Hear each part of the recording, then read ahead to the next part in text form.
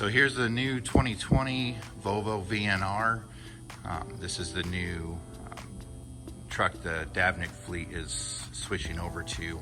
Our whole fleet will be the new Volvo here. We're gonna do a walk around so I can show you what it looks like on the outside, some of the features with it, and we'll get inside, give you a look around inside to see what it looks like.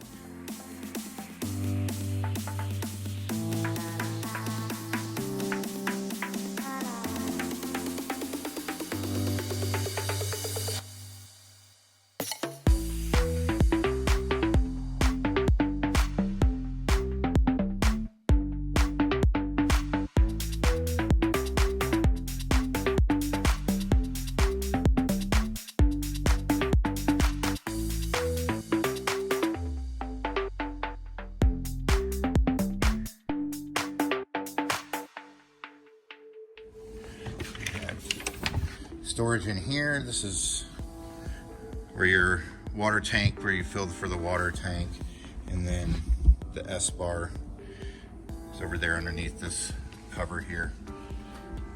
Then we have this toolbox here. This is where it's quick release, so you can hook up an air hose to air your tires, and then the control for the drop axle outside is right there. You can lift and lower.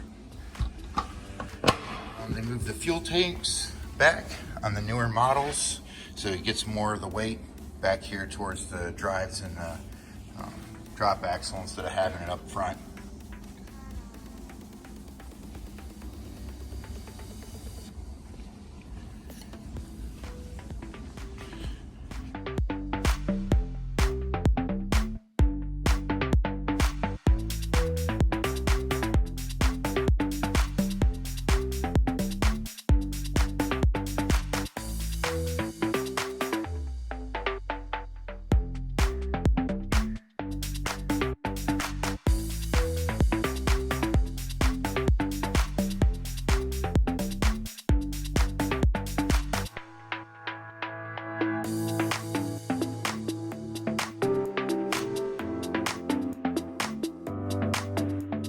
Remote control here where it plugs in for the liftgate operation. We also have a toggle switch here that'll lower and raise it.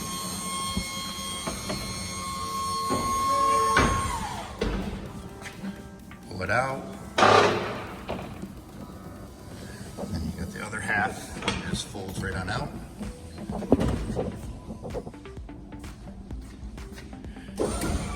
Pull up on it.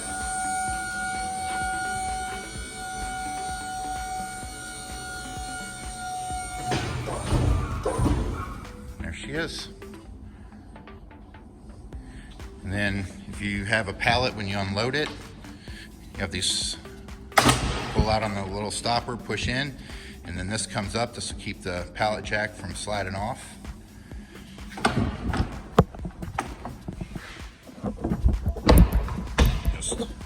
Press it back down in. She stays in there nice and flush. Just take it down. Take it about halfway. And just flip it over.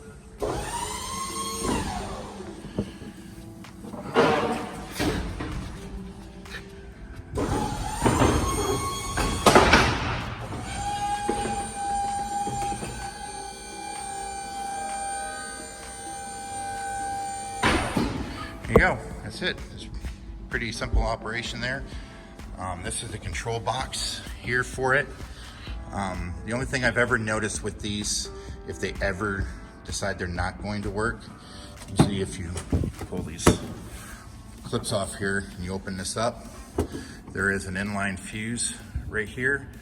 9 times out of 10, this is the fuse that needs to be replaced. Other than that, that's pretty much it. These are pretty simple unit and they hold up really well.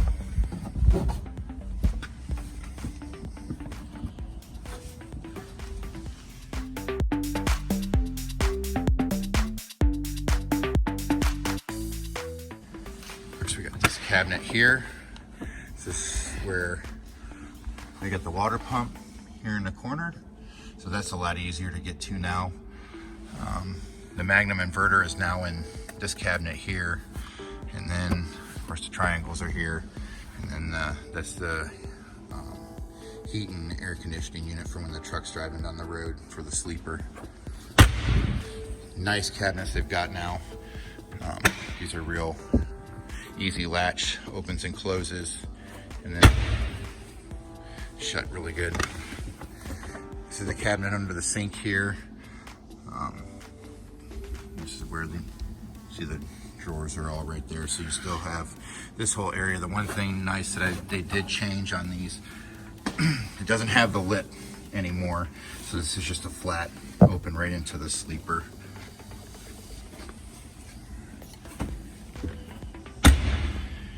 And we have our Carrier Comfort Pro APU. This is a 7,000 watt generator, so whenever you are parked, just turn this on, give it a few minutes, it'll wind up transferring over on the display panel. I'll show you inside, and then everything, all your power for everything inside, the convection, the air conditioner, all that will come from this here and not pull from the batteries. The new Carrier units, they no longer have the link belt. They now have a serpentine belt for that now, so they no longer have that anymore.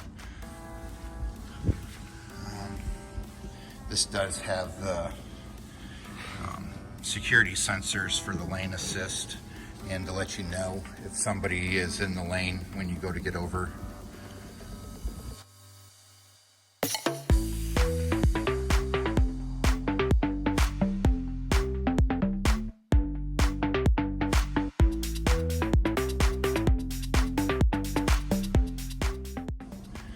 That pretty much covers the outside. Let's go ahead and take a step inside and we'll check her out. So we get these nice door pockets here that we gain on both sides.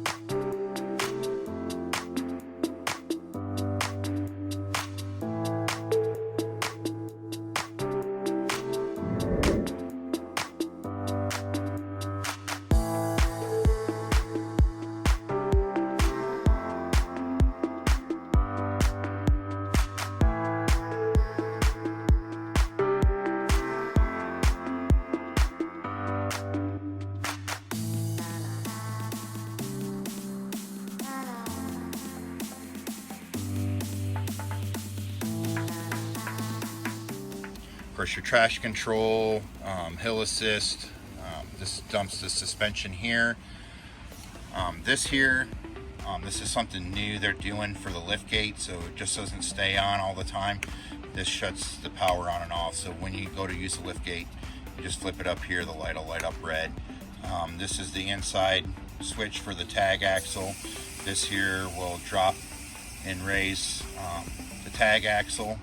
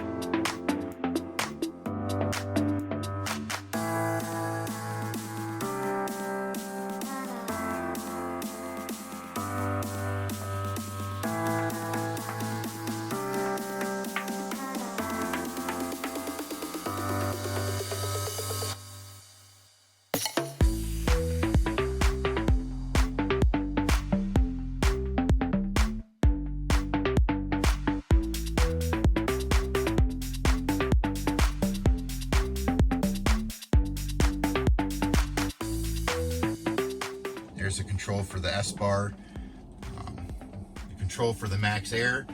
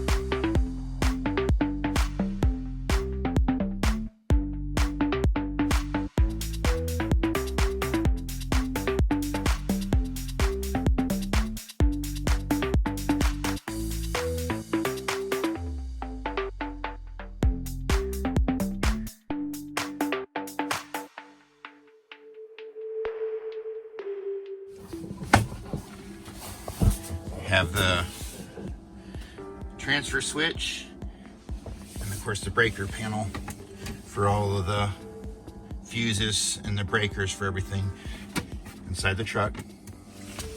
Sits right behind that panel.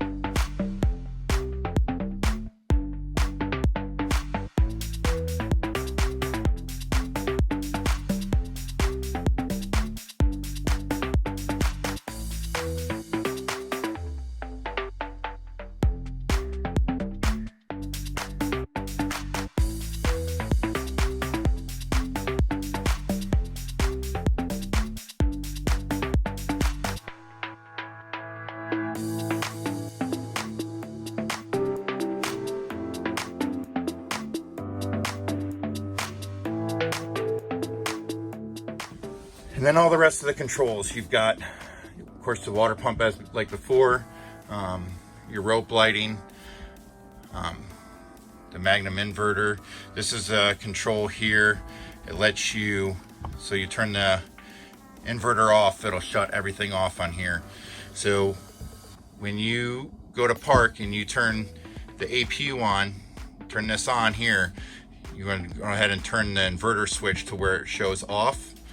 Once this has been running for a minute, it'll automatically transfer over and then all the power will come from this instead of the inverter.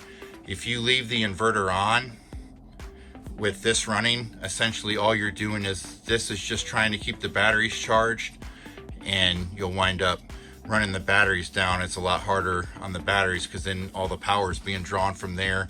This is trying to recharge it. So just make sure that the inverter's off, and then when you turn this on, and then all the power will come from this. Nothing will come to the from the batteries.